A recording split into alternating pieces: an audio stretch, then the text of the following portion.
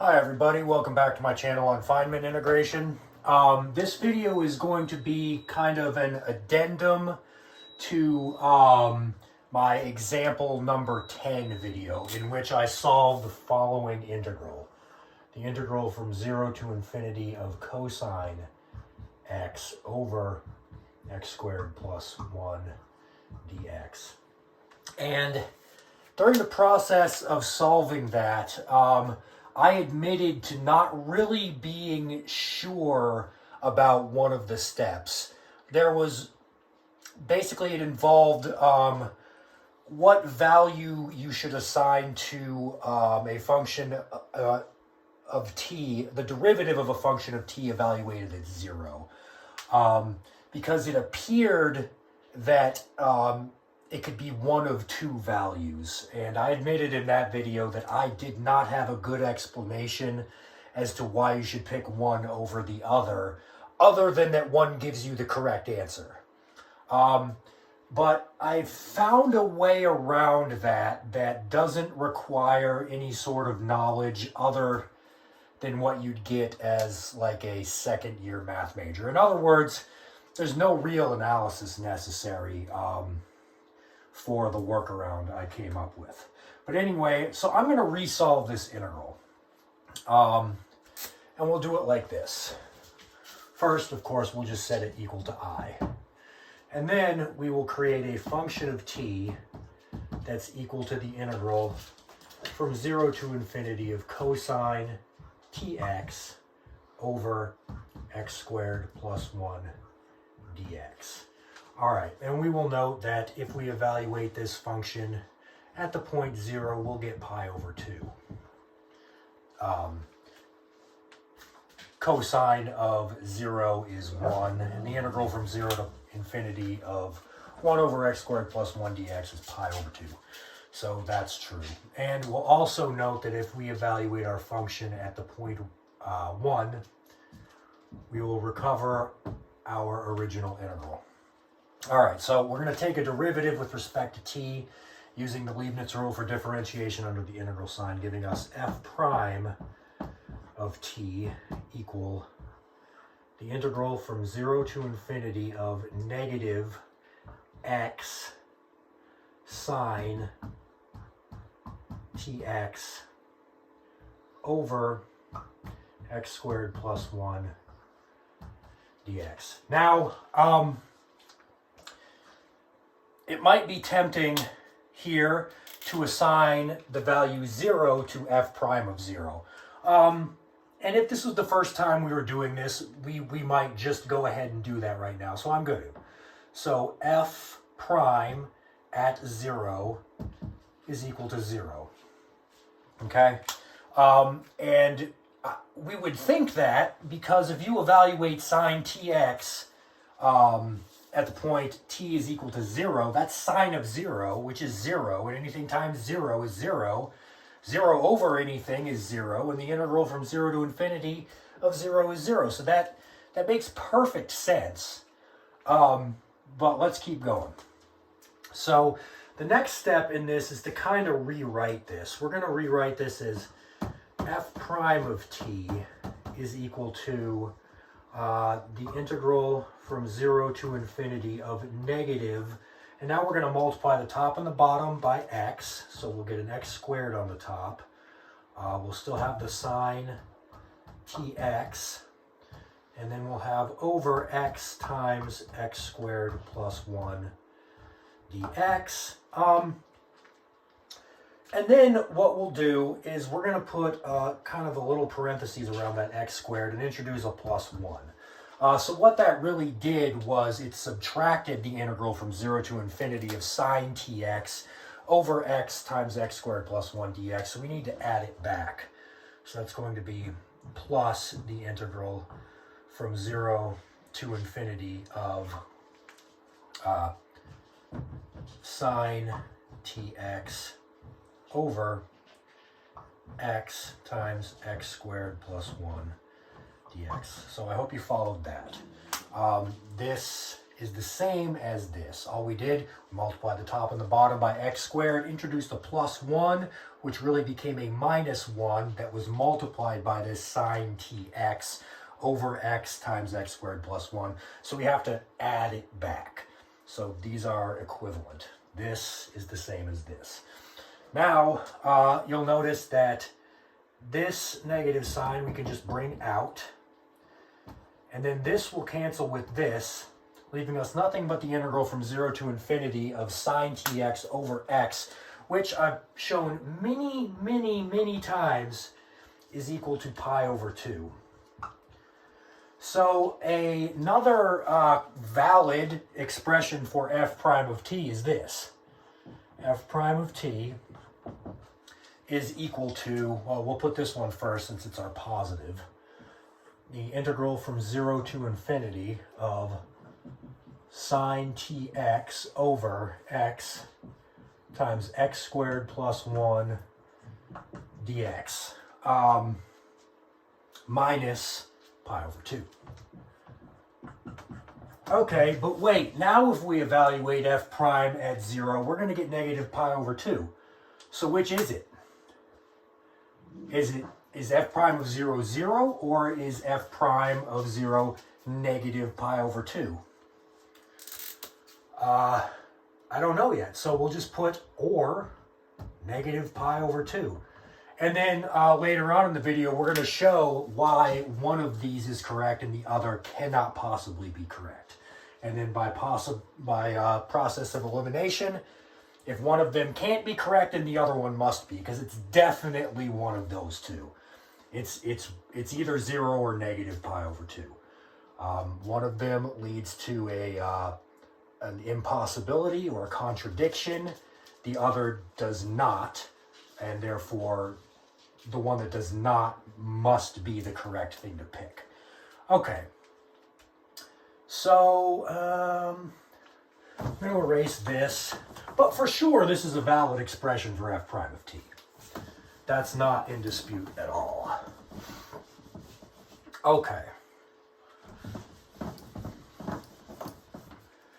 So, our f prime of t is equal to the integral from 0 to infinity of sine tx over x times x squared plus 1 dx minus pi over 2. And that is for sure true. All right. Well, that's not very helpful yet. We still can't evaluate this integral very easily. So let's take it one derivative further. We'll take f double prime of t. F double prime of t is going to be equal to the integral from 0 to infinity of cosine tx times x, which will cancel with this x. So it's just left with x squared plus 1 in the denominator, dx, plus the derivative with respect to t of negative pi over 2, which is just 0. But you'll notice that this is exactly f of t.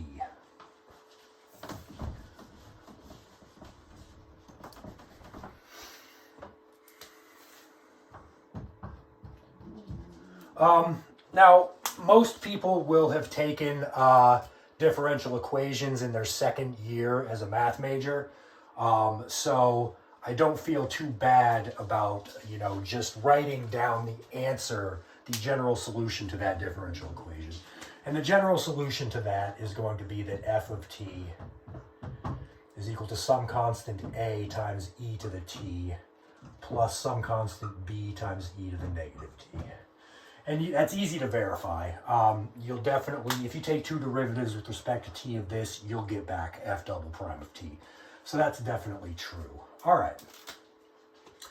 So if that's true, then f prime of t must equal a e to the t minus b e to the negative t. Right? All right. So now we need to get rid of those constants of integration, and we can do that by using our values at points we can plug in f of 0 equals pi over 2 in the first one to get this. Well, that will mean that pi over 2 is equal to a e to the 0, which is just a, plus b e to the negative 0, which is just b. So a plus pi over 2 is equal to a plus b. Now, let's see. Let's pick one of these and plug it into our f prime of t. Okay, so let's assume or check f prime of 0 equals 0. All right, so that would mean that 0 is equal to a minus b. In other words, a is equal to b.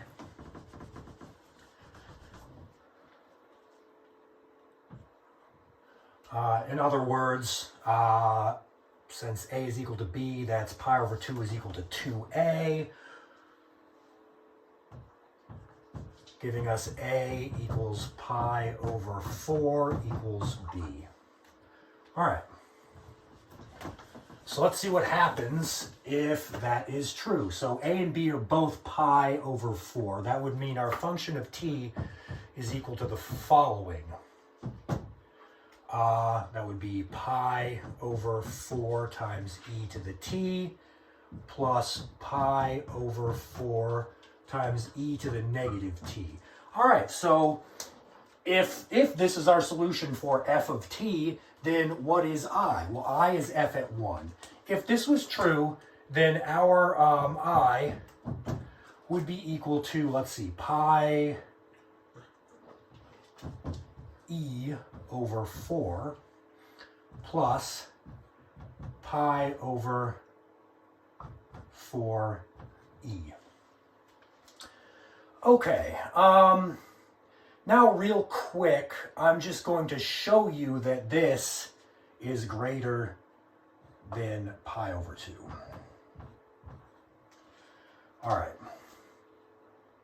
Multiplying both sides by pi, or I'm sorry, by 2, we'll get the following.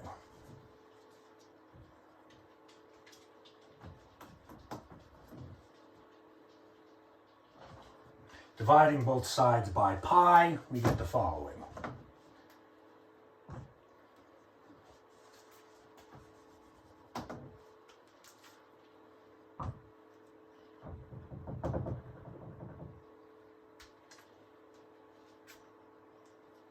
Okay? We see that this is definitely greater than 1, and this is a positive value. We know that e is greater than 2, therefore e divided by 2 is greater than 1. Anything greater than 1 plus a positive value is going to be greater than 1. So we just showed that if f prime of 0 equals 0 is true, then our I would be greater than pi over 2. All right, so if that was the correct choice, then we have I greater than pi over 2. And I'm going to show you that that can't possibly be true because I is equal to the integral from 0 to infinity of cosine x over x squared plus 1 dx. All right. All right, so this is where I'm going to start. We know that cosine x is always less than or equal to 1, right? It starts at 1 and it just oscillates. It waves back and forth. But the value of cosine x is never greater than 1. It will always be less than or equal to 1. Okay. Well, then the following is also true.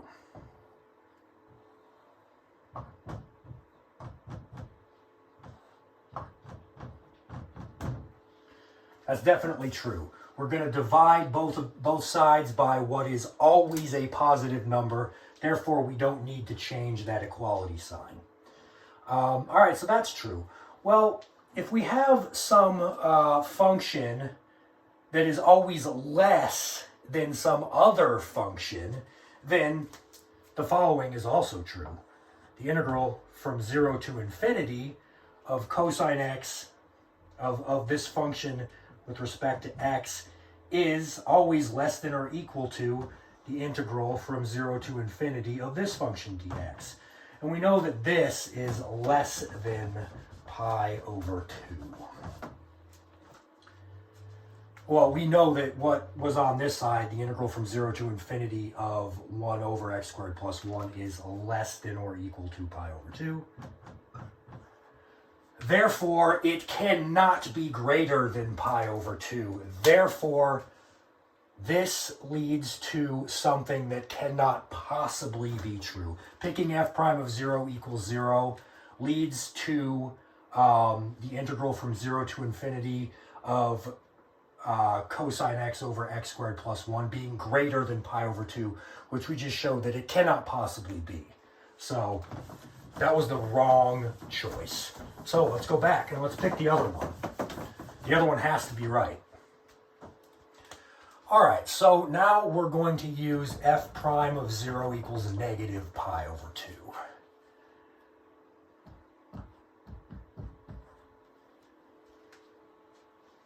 Because if we plug in 0 to this one, we will get 0 minus pi over 2. F prime of 0 is equal to negative pi over 2. So let's redo it.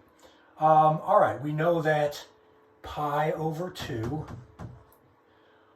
is going to be equal to a plus b, and that negative pi over 2, this is from our f prime of 0 equaling negative pi over 2, is going to equal a minus b. Let's add these two equations together.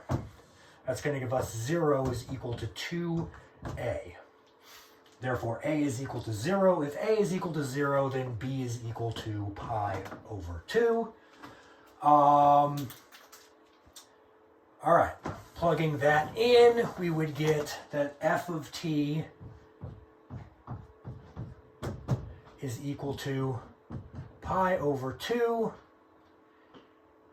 e to the negative t.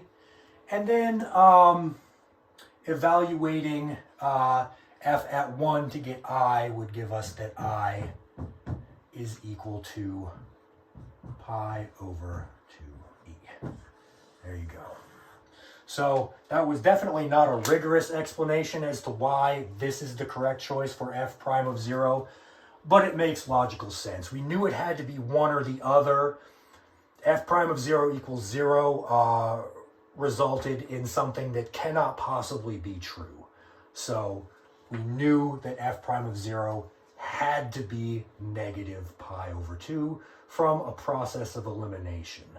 Now that's not good math what I did there, but you know,